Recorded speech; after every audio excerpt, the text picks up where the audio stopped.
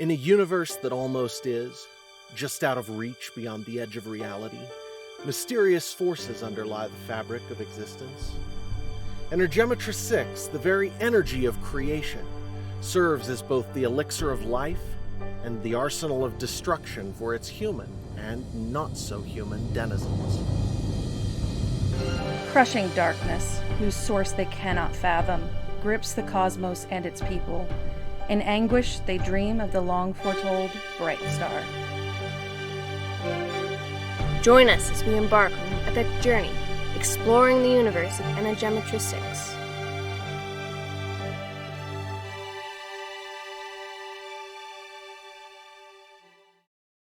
Welcome, everybody. This is the Energematrice 6 podcast. We are on episode 37, I think.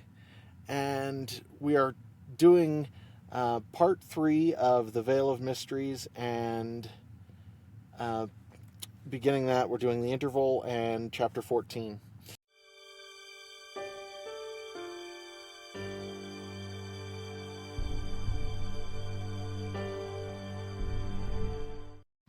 The Energematrice 6 podcast operates on a value-for-value model.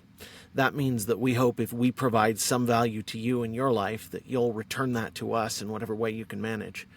If you're interested, head over to e6universe.com and sign up for our email list to get our free ebooks, and hopefully buy a physical book or some merch while you're there. Or if all you can manage right now is to leave us a good review somewhere, 5 stars or some kind of positive rating, that's more than appreciated. Thank you.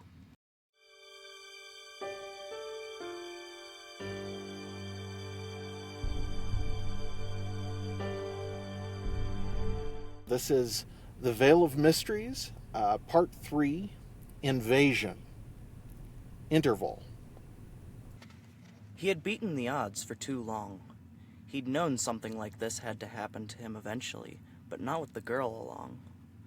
Lightmaker consumed them and all their works, but especially this twisted situation.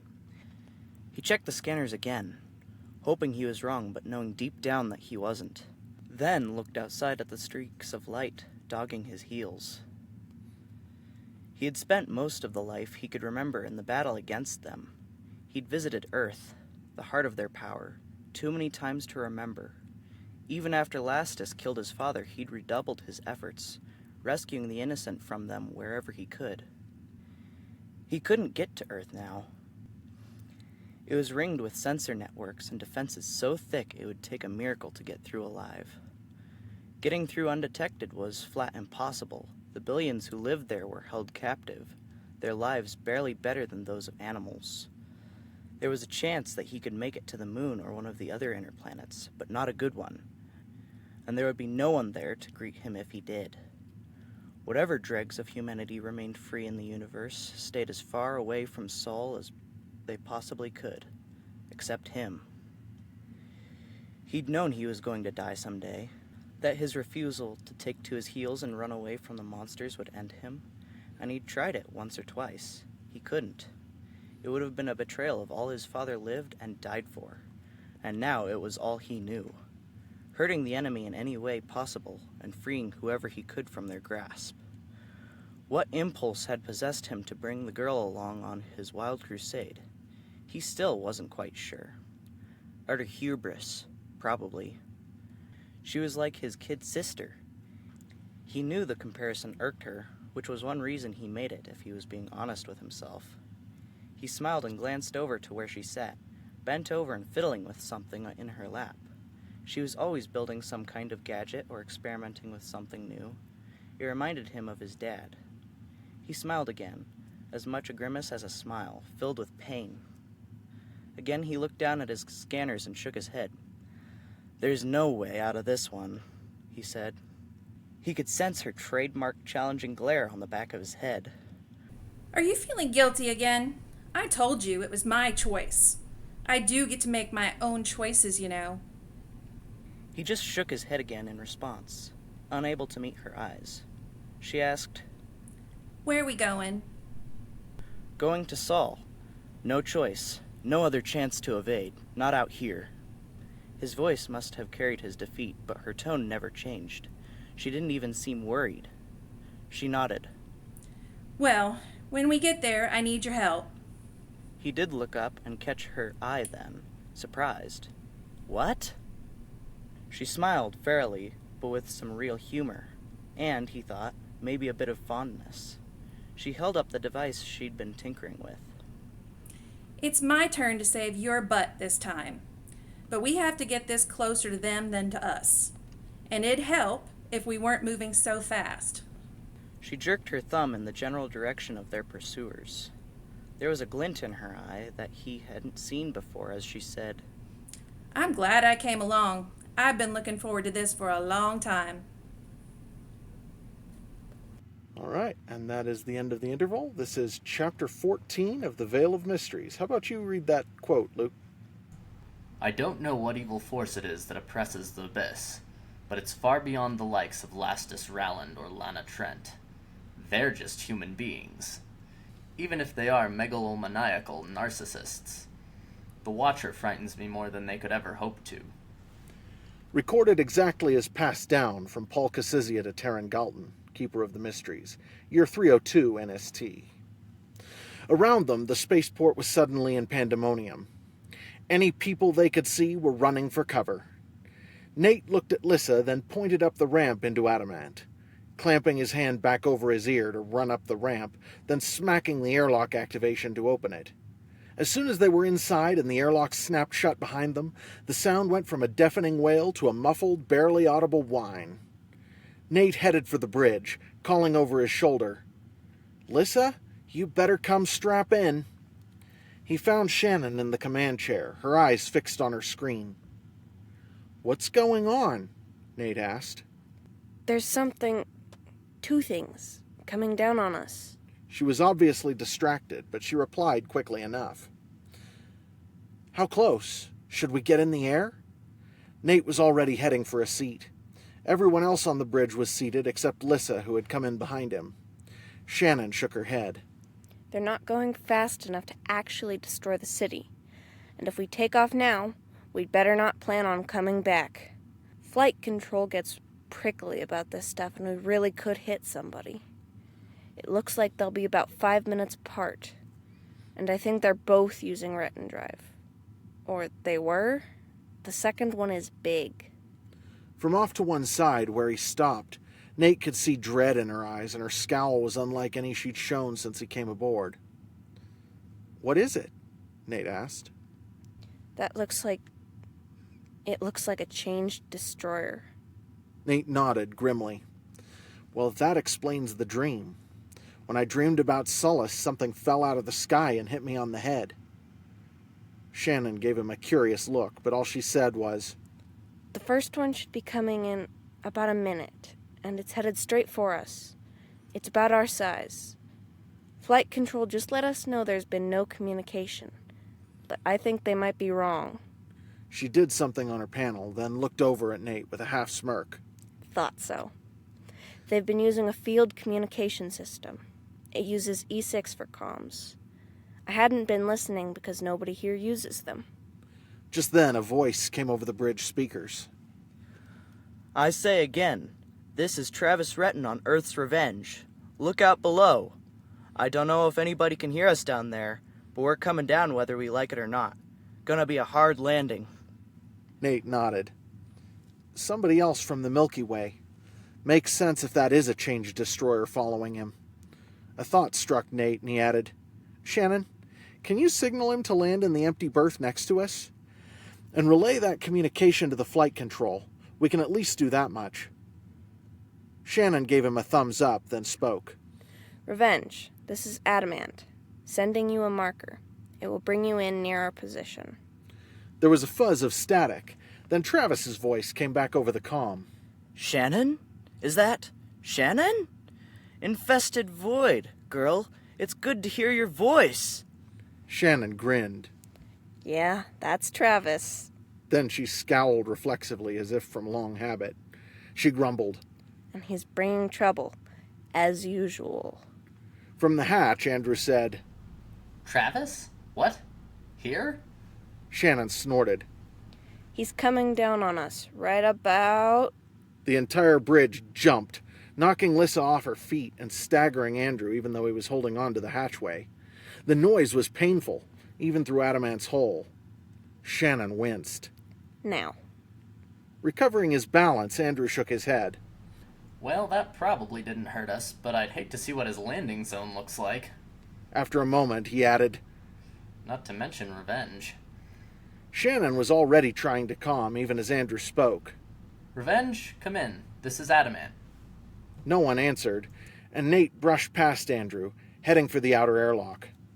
Outside, Nate ran down the ramp and peered around to see what the situation was. The siren was still blaring. No one else was in sight. In the pad next to theirs, just over 100 yards away, a vessel that very much resembled Adamant or Resolute stuck up from a crater in the landing field. Earth's Revenge had a ragged blackened scar down one side, and the base was impacted into the crumbling concrete. Without stopping, Nate took off running straight for Revenge. As he neared the vessel, Nate felt the almost unbearable heat radiating from it, and without slowing, he hurriedly raised an Energematrice6 shield to protect himself. When he reached Revenge, Nate ran around it in a circle, looking for the airlock.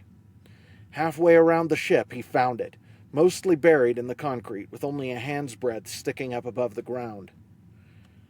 Nate stopped and studied the situation, then shook his head. There was no time.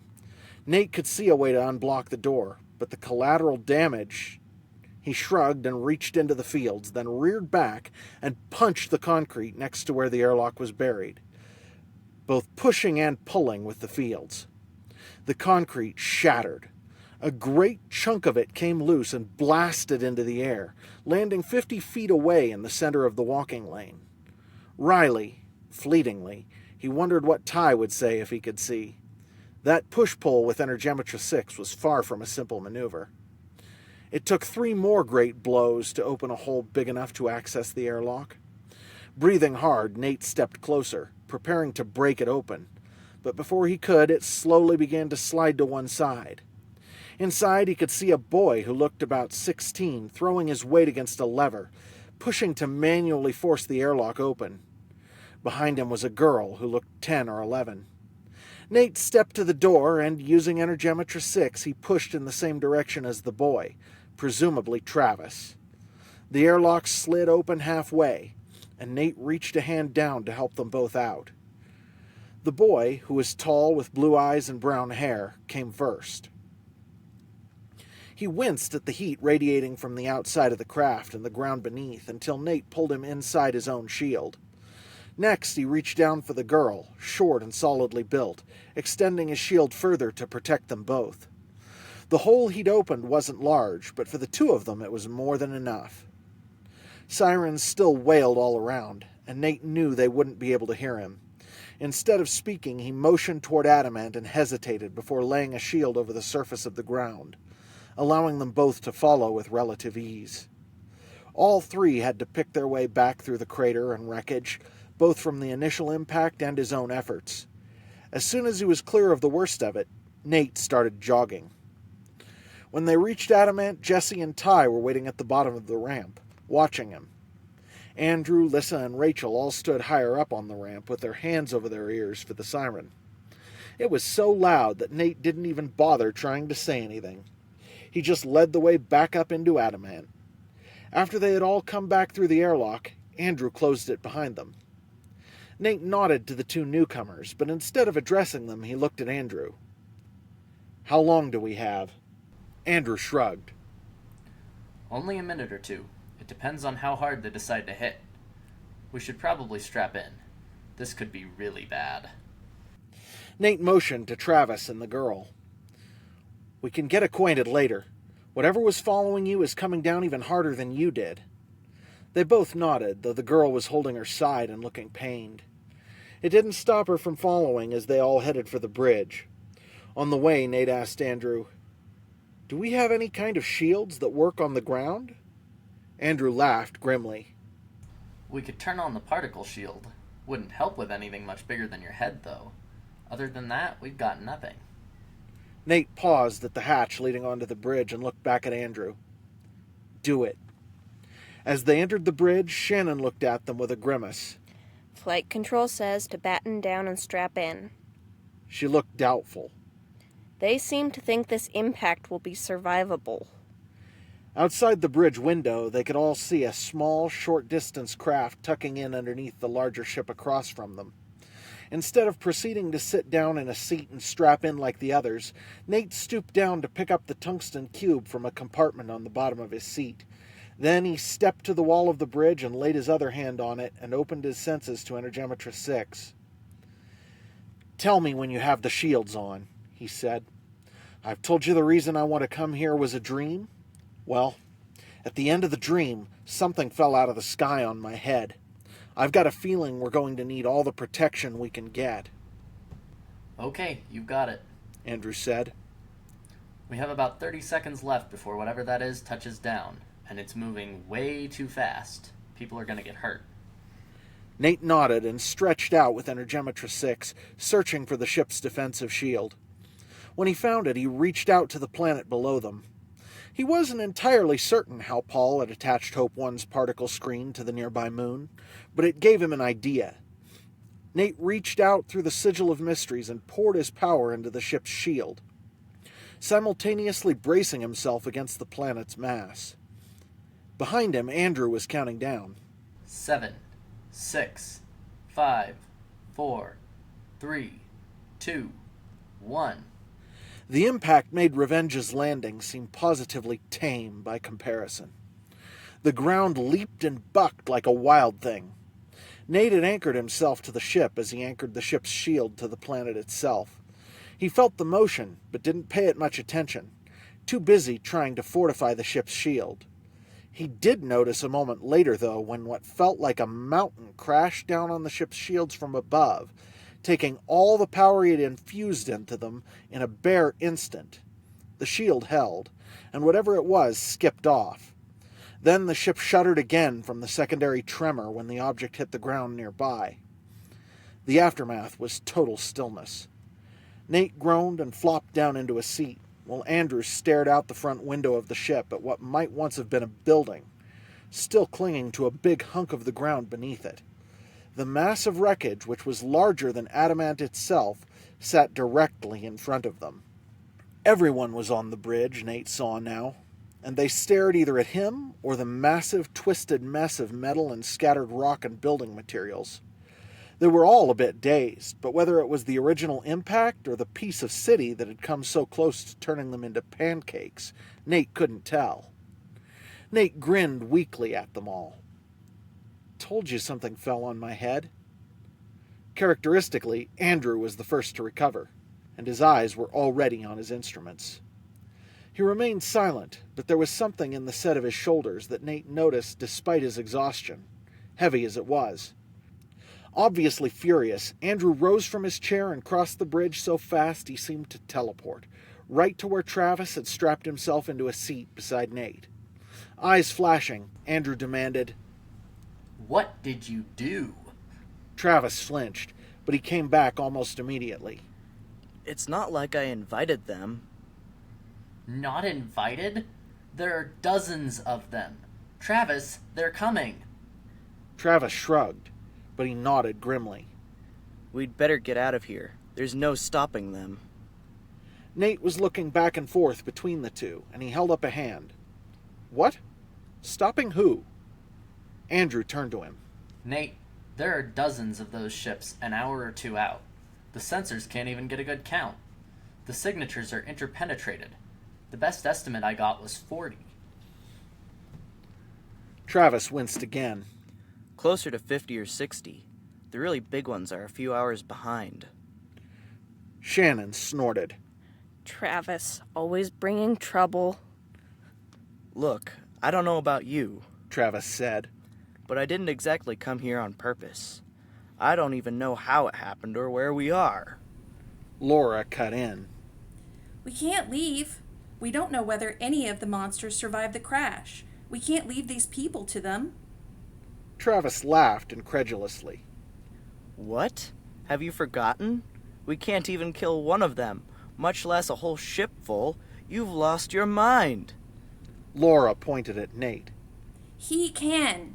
Travis eyed Nate with disbelief, until Shauna chipped in quietly. He's Amasthena. Travis blinked in surprise and opened his mouth to reply. Before he could, Nate raised a hand for quiet and looked to Andrew. How long do we have? Andrew shook his head helplessly.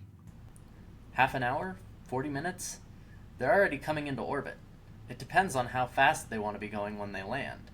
If they come down as hard as the first one did, we could have 50 more ships dropping on us in 20 minutes from now.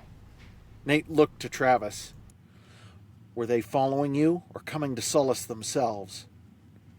Travis shrugged. Until we came here, they were following us. Now, I don't know. Nate frowned. We can't bring 60 of these ships down on Solace. One is bad enough. We've got to try to lead them out of here. Lissa started to unstrap herself. I have to go. My friends need me. Nate looked over at her, his face grim. There's no good option here. We can't stay. Laura's head was down, but she asked, What about the people? She looked up at Nate, her eyes haunted. We can't abandon the people here. The changed are monsters. What they did to my family. Nate shook his head. We can't be everywhere. There are way more of them coming. We have to go. Lissa had finished unstrapping, and she stood up, facing Nate directly. She was resolved, but her tone was apologetic. I have to stay. They need my help. Laura looked over to Lissa. I'll stay with her. Lissa's face blanked in astonishment as Laura began unstrapping herself as well. Nate looked pained. If you stay here, I can't protect you. Laura shrugged in response. My choice. I can't leave them to face this alone. There was silence for a long moment. Then Jesse spoke up. I'll stay too. I'll look out for them. Nate's frown deepened, but he nodded. It is your choice, and there's no time to debate. He paused, then added, If you stay, keep your focus on helping the people. We'll be back. We can deal with the change then. Jesse nodded soberly back and began unstrapping as well. Lissa stared at Laura as if she'd never seen her before. Why? Why stay? I'm not asking for help. Laura's eyes were hot, and she said tightly, When the change took Resolute, Rex welded me into my compartment so the change couldn't get me. I couldn't see what happened to Mom or Da or Rex except through E6. Do you know what the fields look like when a change rips someone's apart? I watched. She choked off. Then a moment later she grated, I couldn't help them. I can't leave a whole planet to those things. Nate nodded, again, slowly, but he said, I really wish you wouldn't do this. I can't see any good coming of it. Laura looked briefly conflicted, but she shook her head and trailed Lissa off the bridge. Jesse stopped to clasp Nate's hand before he too followed the girls out. Nate and the others still on the bridge watched in silence as the three walked quickly away from Adamant. Then, when they were beyond the line that signified a safe takeoff, Nate said, We'd better keep in the air. Time isn't on our side. Kevin, who had been staring out the window, took the opportunity to ask almost plaintively, What are the chances Loredan's beyond this, do you think? Everyone else on the bridge stared at him. Rachel snorted. You're still stuck on that? This invasion came from another galaxy, Kevin. Kevin shrugged and mumbled something while Andrew craned his head back around his chair to look Nate directly in the eye. You realize we're going to have to get past all those ships before we can actually run away, right? We can't even face one or two of them unless you have some sort of plan. Nate grinned at him, the grimness of his humor making his smile something closer to a rictus. That's the rub, isn't it? I'll do what I can to shore up the shields. Plot the best path through them you can. With that, Nate leaned back in his seat and wrapped his hands around his tungsten cube. As Nate prepared himself mentally for what he knew was coming, he stretched out his senses through Energematrice 6 further than he ever had before. He could see the entire ship around him and the rapidly thinning atmosphere beyond. The incomprehensible mass of Energematrice 6 behind him was certainly the planet itself, and far above, so far he had to refocus to see them, was the enemy fleet. He could actually sense their evil intent somehow, though he couldn't have said how. The beings aboard those monstrous vessels were driven by wills and purposes not their own. The humans under their thrall almost snuffed out beneath the weight of their oppressors. In the rear of their formation, Nate saw a presence so strong he shied back mentally. If the enemy fleet was alight with malice, this creature was a beacon of it, a piercing blaze of malevolence, its intent focused solely on the frail bubble of life that was adamant. A creeping horror began to take root in Nate's gut as the presence' attention fell on him directly. It called forcibly to his mind the encounter he'd had with the Changed in the belly of the behemoth. It was the same horror, attenuated by distance, but Nate didn't have time to pay it any special mind. The vessel that had crashed into Solace had been big, about 3 or 4 times the size of adamant. Despite that, of the entire fleet arrayed above them, it was the smallest, a hound that was built for speed. Each member of the fleet's vanguard was at least 10 times adamant's size, while some of the monsters behind them were an order of magnitude larger. The sheer mass of that fleet was overwhelming, and the power they could bring to bear was just as impressive. Nate could sense the Energematrice 6 charges already building up in the huge ship's weapon batteries. They were brute force weapons with no finesse or control over their output.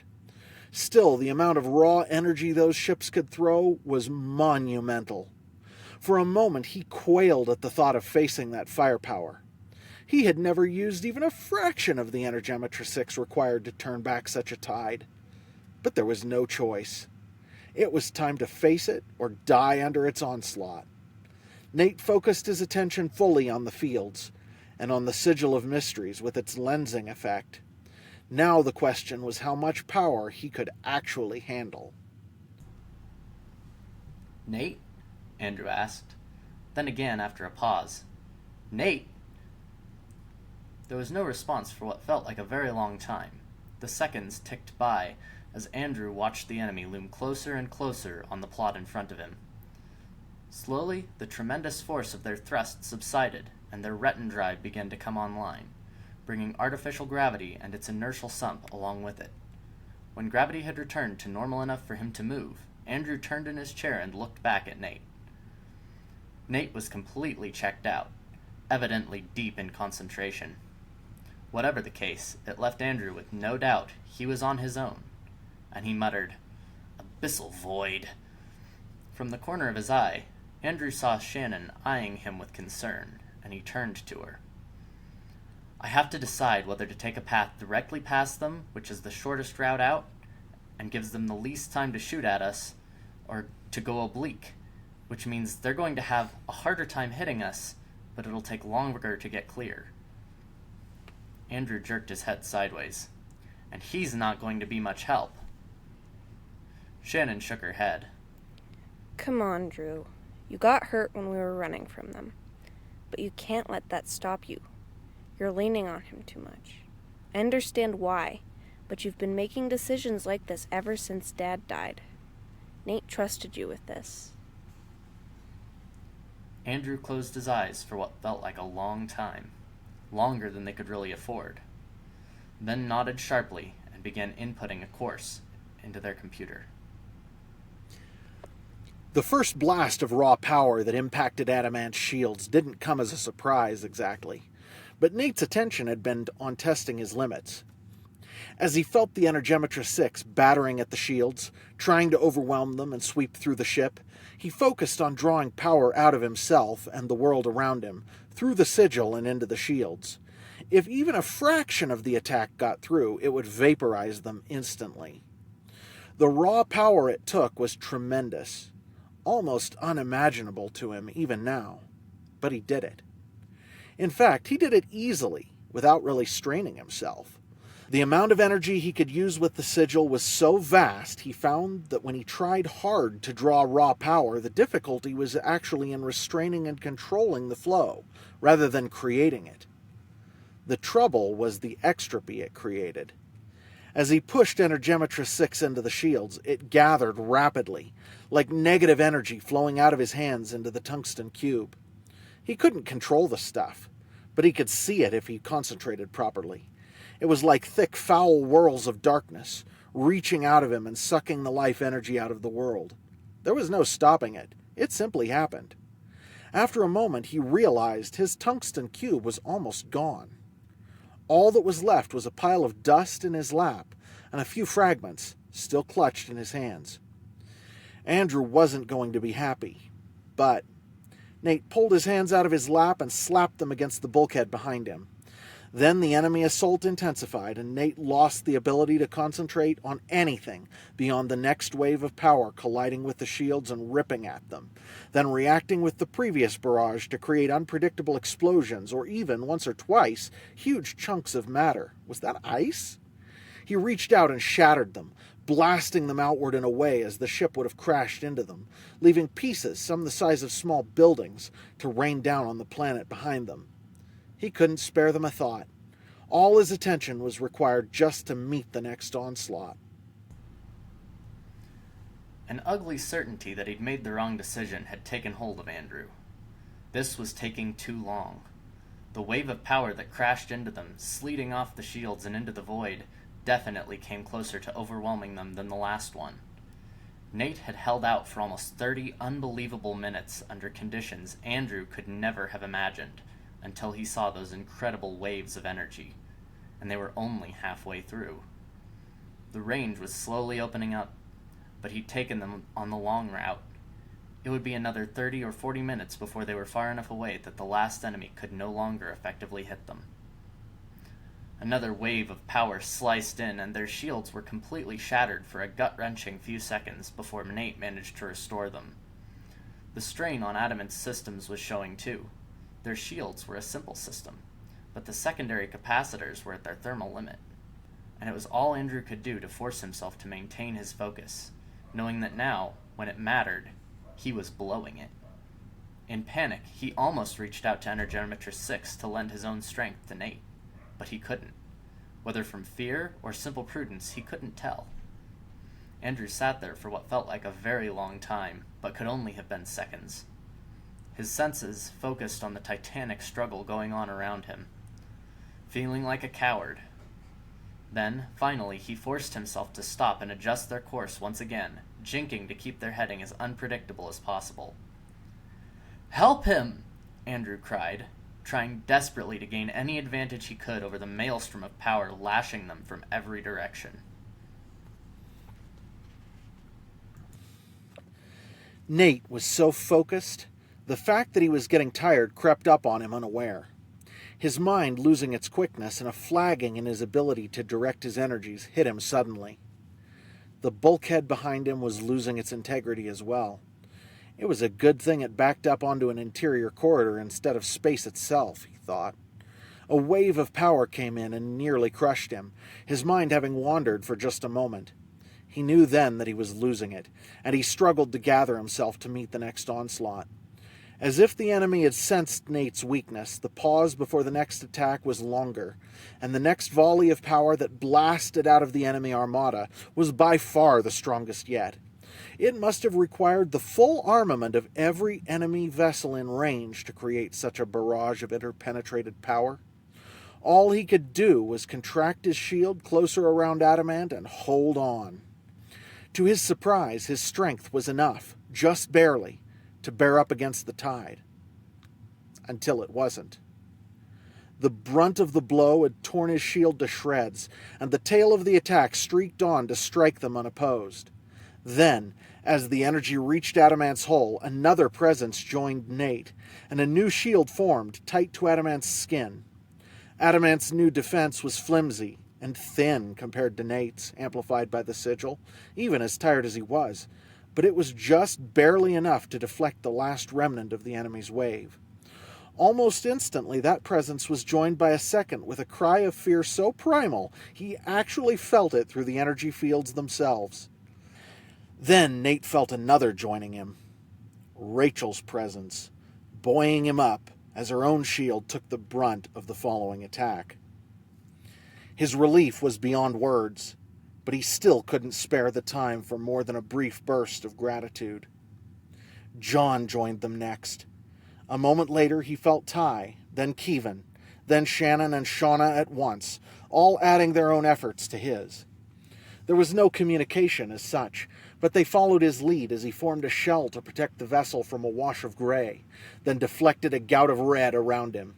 It was as if the enemy realized their defenses were strengthening, and the opportunity to kill Adamant had passed.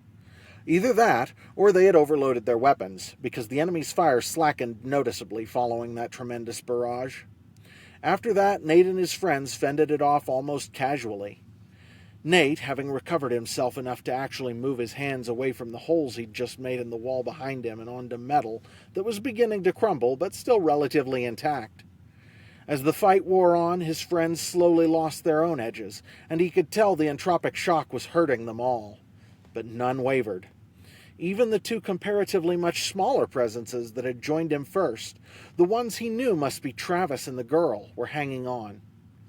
They had passed the worst of it, and slowly began to outdistance the enemy, accelerating exponentially away as they got clear of the planet and the star's gravity well. To his elation, Nate saw distantly that the enemy was following. He wasn't sure if they would, but their meteoric run through the enemy's gauntlet had been enough to pull them away from Solace. As the last blasts of energy fell away behind them, Nate finally opened his physical eyes and called to Andrew. "Keep them on our tail! Straight for the abyss!" Then the darkness claimed him.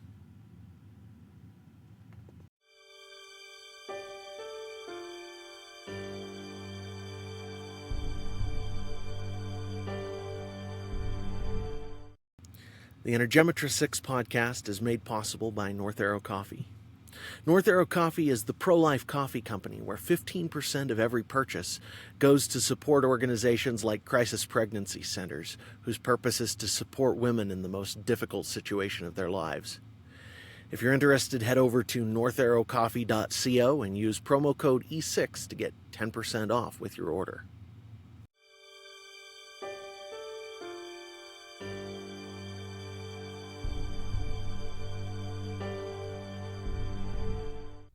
The advertisements featured did not necessarily represent my endorsements or views. And that ends Chapter 14 of the Vale of Mysteries. Thank you, everybody. Thank you to all of our listeners for being here. Thank you, Mel. Thank you, Luke. Thank you, Oldest and Second. And I don't know, I think I ended that chapter in exactly the right place, because I'm looking forward to next week after having just finished it. So thank you, everybody. We will catch you all next time.